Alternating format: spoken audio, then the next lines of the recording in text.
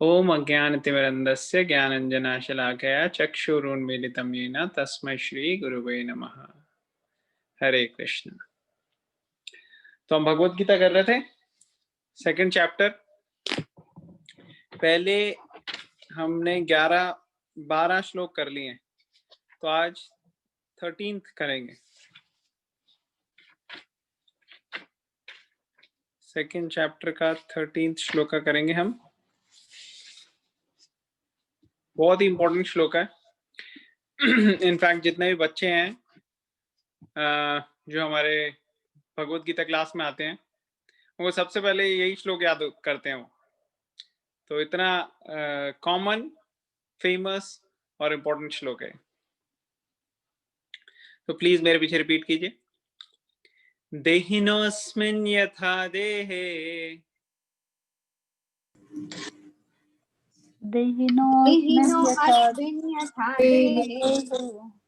कौमारं यौवनं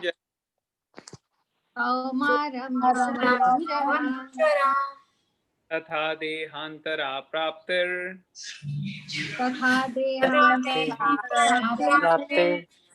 धीरस्तत्र न मुह्यति।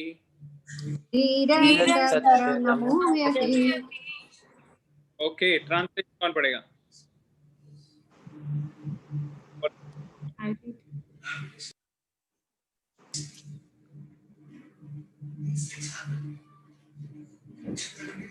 I can read.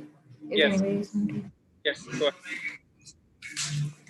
As the embodied soul continuously passes in this body, from boyhood to youth to old age, the soul similarly passes into another body at death. A sober person is not bewildered by such a change. Since every living entity is an individual soul, each is changing his body every moment, manifesting sometimes as a child, sometimes as a youth, and sometimes as an old man. Yet the same spirit soul is there and does not undergo any change. This individual soul finally changes the body at death and transmigrates to another body. And since it is sure to have another body in the next birth, either material or spiritual, there was no cause for lamentation by Arjuna on the account of death, neither for Bhishma nor for Drona, for whom he was so much concerned. Rather, he should rejoice for their changing bodies from old to new ones, thereby rejuvenating their energy. Such changes of body account for varieties of enjoyment or suffering according to one's work in life.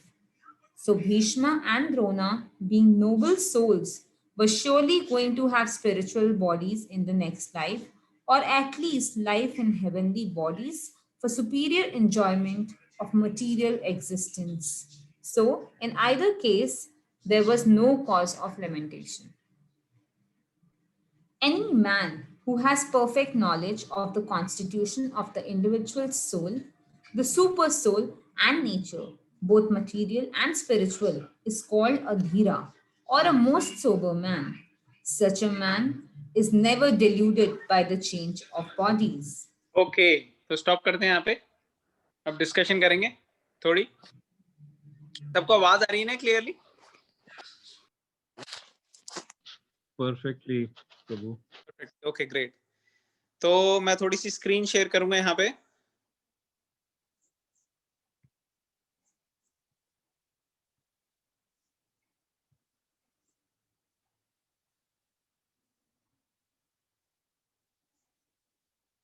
Okay, तो आप लोगों को सबको ये picture दिख रही है?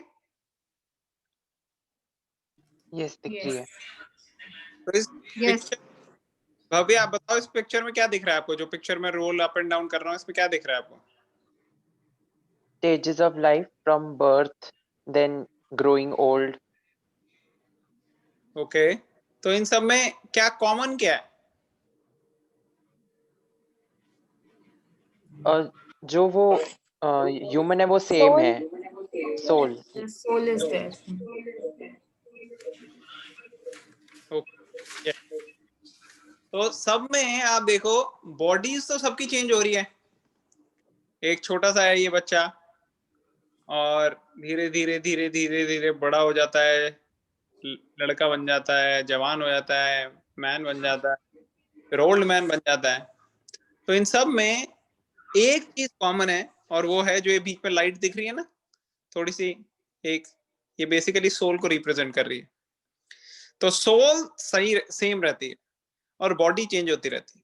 जैसे अगर आप अपनी बचपन की उठा लो फोटो, जब आप 1 साल के थे और आज आप अपना फोटो देखो, तो दोनों में बहुत कम सिमिलैरिटीज हैं, बहुत सारे डिफरेंसेस बहुत ज्यादा हैं और सिमिलैरिटीज बहुत कम है। लेकिन एक चीज वही की वही है और वो है हम जो एक्चुअली हैं, हम एक्चुअली जो है वो सेम है, लेकिन हमारी शरीर चेंज हो गया। जिस तरीके से आपने 20 साल पहले एक गाड़ी ली या 25 साल पहले एक गाड़ी ली, वो 25 साल पहले जैसी थी, उसके बाद आज उसको वैसा ही बनाने में आपको बड़ा मेहनत करना पड़ता है। मेंटेन करके रखो आप सब कुछ, कई बार उसकी टायर चेंज करने पड़ते हैं, कई बार उसकी ब्रेक्स चेंज करनी पड़ती है, इंजन चेंज करना पड़ता है, बैटरी चेंज करनी पड़ती है, कितने सारे कार के पार्ट्स चेंज करने पड़ेंगे और हो सकता है बाहर से डेंटिंग पेंटिंग भी करनी पड़े और कई बार लोग कलर ही डिफरेंट कर देते हैं। तो आज जो गाड़ी होगी 25 साल 30 साल पहले जो गाड़ी होगी बड़ी डिफरेंट होगी, लेकिन उसके अंदर अगर ओनर सेम है, ओनर 25-30 साल पहले भी आप ही थे और आज भी आप ओनर ही हो, तो वो ओनर सेम रह रहा है मगर गाड़ी चेंज होती जा रही है। उसी तरीके से हमारे शरीर चेंज होता जाता है और उसके अंदर जो हम हैं हम सेम रहते हैं। सोल जो होती है वो चेंज नहीं होती है। अभी हम अब सोल के बारे में बड़ी सारी चीजें पढ़ेंगे आने वाले दिनों में, लेकिन ये कॉन्सेप्ट बड़ा इंपॉर्टेंट है। जब मैं छोटा था और जब ये बोलते थे पुनर्जन्म होता है, तो मैं हमेशा सोचता था कि क्या चीज सेम रहती है फिर, अगर हमारी बॉडी वगैरह सब कुछ खत्म हो जाती है तो सेम क्या रहती है फिर नेक्स्ट लाइफ में। और उसका आंसर है हम सेम रहते हैं। हमारी जब हम कहते हैं हमारी आत्मा, आत्मा मीन्स आत्मन मीन्स आत्म मीन्स हम सेम रहते हैं और ये जो बॉडी है ये चेंज होती है। तो ये बॉडी हमें दी गई है। तभी आप कभी भी देखो, आप ऐसे बोलते हो ये मेरा हाथ है, ये मेरी छाती है, ये मेरा हार्ट हृदय है, ये मेरा दिमाग ब्रेन है, ये मेरा नाक है, मेरी आंखें हैं, ये सब आपका है। तो आप क्या हो फिर? आप ये सब नहीं हो, ये सब आपका है। दोनों चीजों में फर्क है। तो ये कॉन्सेप्ट जो है इस पर्टिकुलर श्लोक में बिल्कुल क्लियरली एक्सप्लेन्ड है कि देहिनोस्मिन यथा देह, देह मीन्स बॉडी। और हर स्टेज में हम सबको देखना चाहिए इस पूरे चार्ट में हम कहाँ पे हैं। हम नीचे यहाँ पे हैं या थोड़ी ऊपर हैं या बीच में हैं या टुवर्ड्स द एंड हैं, ये हमारे को सबको देखना चाहिए, क्योंकि हमें पता नहीं है कि कितना टाइम बचा है हमारे पास। तो we must be very very serious कि हमारे को पता नहीं है कितना टाइम है। जितना टाइम है हम उसको अच्छे से यूटिलाइज करें और यूटिलाइज करें स्पिरिचुअल लाइफ के लिए। मटेरियल चीज के लिए तो लोग बिजी बिजी बिजी, हर कोई बिजी होता है। एक आप कुत्ते बिल्ली को भी ऑब्जर्व करोगे, गिलहरी को भी देखोगे, वो बड़ी बहुत बहुत बिजी है, गिलहरी इधर उधर भाग रही है। एक चूहा भी बहुत बिजी होता है, बिजी बिजी बिजी बिजी। तो हम किस चीज में बिजी हैं ये क्वेश्चन करना चाहिए हमें। क्या हम अपनी स्पिरिचुअल लाइफ के लिए बिजी हैं या उसी चीज के लिए बिजी हैं जिस चीज के लिए जानवर बिजी होते हैं, कि ईटिंग, स्लीपिंग, मेटिंग और डिफेंडिंग, ये बस 4 चीजें करने के लिए। तो ये क्वेश्चन जो है बहुत इंपॉर्टेंट है, जो हमें अपने आप से हर एक को पूछना है कि क्या हम अपनी लाइफ में ऐसा कर रहे हैं जो हमारे साथ जाएगा। आज अगर किसी के पास बैंक अकाउंट है और उसमें बैंक बैलेंस है, तो क्या वो बैंक बैलेंस हमारे साथ जाएगा अगली लाइफ में?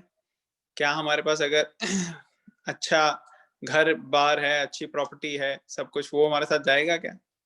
और अगर वो चीजें हमारे पास नहीं है तो भी वो चीजें अगर हम मेहनत करके कहीं से प्राप्त कर भी लेते हैं तो भी हमारे साथ जाएगा क्या? उसकी इतनी जरूरत है जितनी यहाँ पे अपने आप को मेंटेन करने के लिए चाहिए।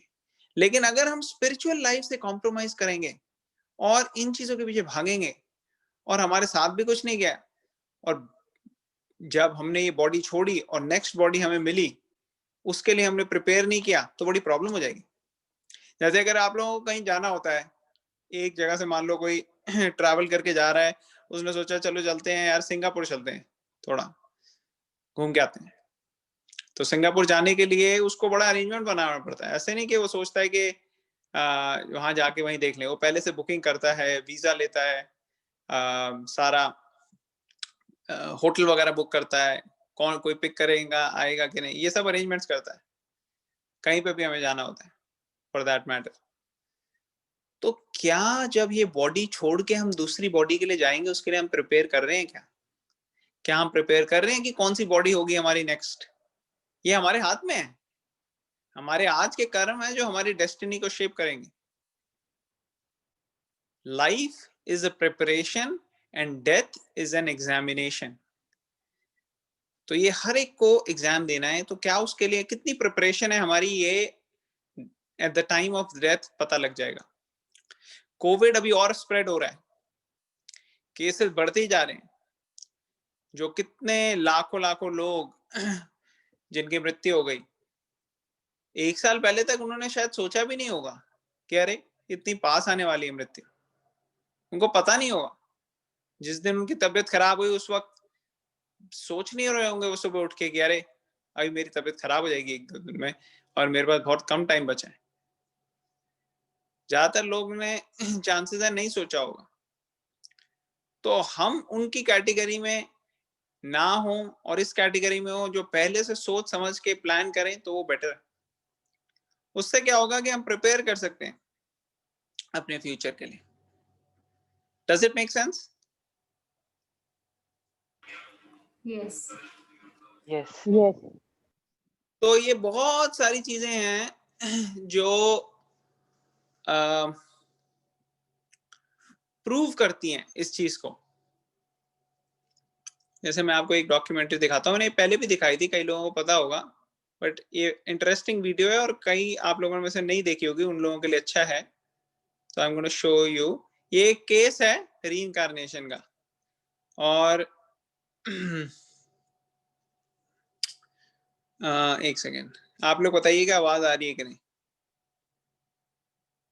आ रही है आवाज? नहीं आ रही No. आवाज। ये अतुल नहीं आ रही।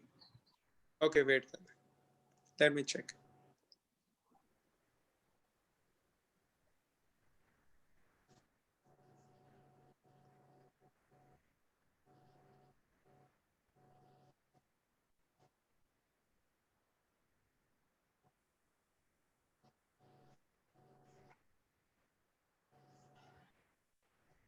मतलब वीडियो दिख रहा है लेकिन वो नहीं आ रही, आवाज नहीं आ रही, करेक्ट? करेक्ट। लेट मी सी। इसमें एक तरीके से कंप्यूटर की साउंड शेयर करते हैं। I am just